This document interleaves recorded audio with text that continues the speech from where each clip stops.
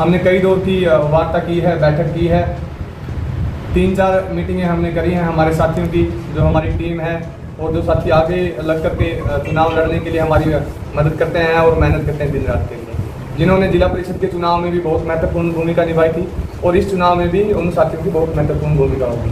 तो सभी साथियों से चर्चा करने के बाद, बैठक करने के बाद, बातचीत करने के बाद हम इस निष्कर्ष पर पहुंचे हैं कि हम नरवाना विधानसभा क्षेत्र से आज़ाद प्रत्याशी के रूप में विधानसभा का चुनाव लड़ेंगे। और विधानसभा का चुनाव लड़ने के साथ साथ हमने इसी के साथ ये भी बातचीत कर ली थी साथियों से, हम जो है 9 तारीख को अपना नामांकन दाखिल करेंगे। किसी पार्टी के साथ कोई नहीं, हमारी किसी पार्टी के साथ कोई बातचीत नहीं हुई है।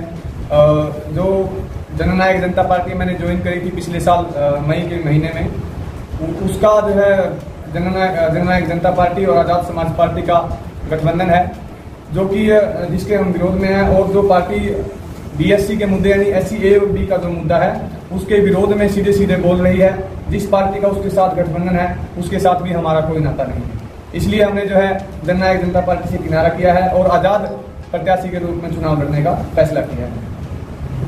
क्यों जरूरत पड़े इस प्रकार आज़ाद प्रत्याशी आप लड़ रहे हैं? बहुत सी पार्टियां हमें भी जा सकते हैं।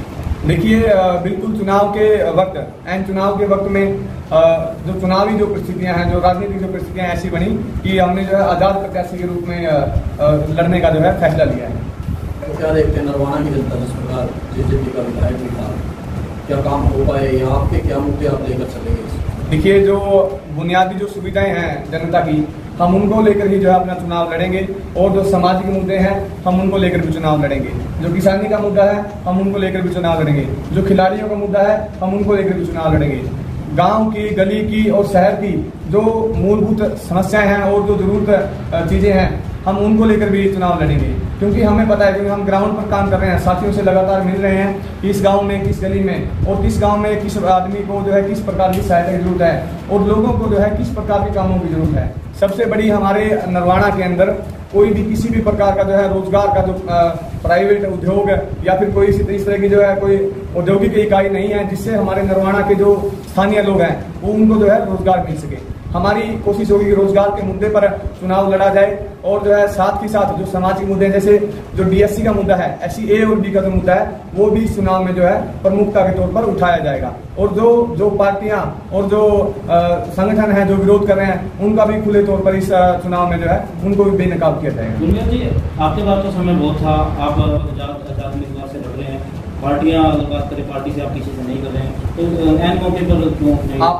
आपने देखा होगा बीजेपी के अंदर जिस तरह से जो SC A और B पर आवाज उठाने वाले लोग हैं, 2019 में कुलवंत बाजीगर की टिकट काटी गई थी और इस चुनाव में लक्ष्मण नापा की टिकट काटी गई है और दिसंबर वाल्मीकि की टिकट काटी गई है। जो पार्टियों की जो राजनीति है वो अपने मुद्दों पर और अपने हिसाब से प्रत्याशियों को या फिर जो उनके MLA MP है उनको अपने हिसाब से गाइड करते हैं। इसलिए मैं अपने ऊपर कोई बंदिश नहीं चाहता, इसलिए भी मैंने जो है आजाद प्रत्याशी के तौर पर लड़ने का फैसला किया है। आपने DSC समाज का समर्थन किया, लेकिन जो इसके विरोध में जो वर्गीकरण हुआ उनका आप अपने विरोध कर रहे हैं, आपको लगता है चुनाव में आपको इन सभी समस्या का सामना करना है? नहीं, समस्या क्या है?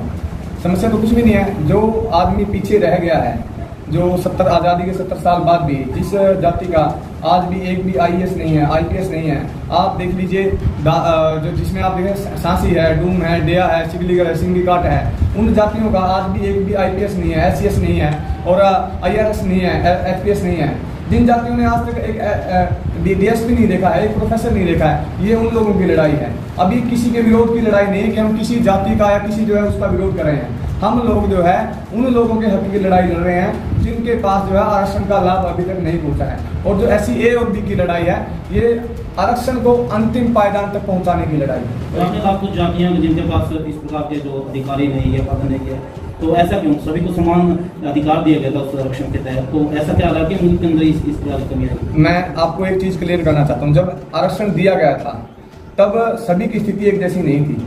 जो कुछ जातियां हैं वो तब भी सक्षम थी, लेकिन वो उतनी सक्षम नहीं थी, उनके साथ छुआछूत थी। उसके साथ साथ कुछ और जातियां थी जो उनसे भी कमजोर हैं और वो उनके साथ जोड़ दी गई, जिस कारण जो है आज भी वो ऊपर नहीं उठ पाई है। इसी कारण जो है उनको आज एक अलग से विशेष प्रावधान की जरूरत है, एक विशेष अवसर की जरूरत है। गुरमीत जी, अगर चुनाव के समय कोई भी प्रत्याशी है हर प्रकार के कंट्रोवर्सी है उससे बचता है। तो लेकिन अगर आप इस प्रकार का मुद्दा उछालेंगे और आप आजाद उम्मीदवार है तो कहीं विरोध का सामना भी आपको नहीं, कोई बात नहीं। जिन लोगों ने विरोध करना है लोकतांत्रिक तरीके से सब लोग आजाद हैं, अपना अपना विरोध दर्ज करवा सकते हैं। इसमें जो है मुझे कोई आपत्ति नहीं है। अगर कहीं पे विरोध होगा तो बिल्कुल जो है ये लोगों का अपना फैसला है, वो उनका अपना लोकतांत्रिक अधिकार है। वो किसी भी प्रत्याशी का विरोध भी कर सकते हैं, उसका समर्थन भी कर सकते हैं। कोई मैनिफेस्टो भी बनाया इस प्रकार? अभी हम मैनिफेस्टो जारी करेंगे, नामांकन के बाद हम अपना मैनिफेस्टो जारी करेंगे, जिसमें जो उन गाँव जहां तक आज तक किसी भी एमएलए एमपी या जो हमारे नरवाना से भी जो प्रत्याशी अभी चुनाव लड़ने की तैयारी कर रहे हैं, उन लोगों की भी मूलभूत सुविधाओं पर जो है अभी तक ध्यान नहीं है। उन कितने प्रत्याशी ऐसे हैं जिनको पता है कि भाई रेवर पदार्थ खेड़ा जो रूट है वहाँ पे बस नहीं चलती, हसडैर डिंडोली दाता सिंह वाला, वहाँ पे जो है दाता सिंह वाला को छोड़ते हैं, हसडैर डिंडोली में कोई बस नहीं चलती, ना कैथल डिपो की, ना जीन डिपो की, कोयल है नेपा वाला है, वहाँ पे जो है बस नहीं चलती है। या किस जो है प्रत्याशी को ये पता है कि भाई जो है किस गांव में कौन सी गली टूटी पड़ी है। हम लोगों ने जो है गली गली और जो घर घर छान के रखा है। और खासकर जिस तरह से पंजाब बॉर्डर की अनदेखी हुई है, चाहे वो पिछले 5 साल हो, उससे पहले जब नरवाना सत्ता में नहीं था तब भी जो है पूरी तरह से अनदेखी हुई है। हम जो है उस चीज को लेकर आगे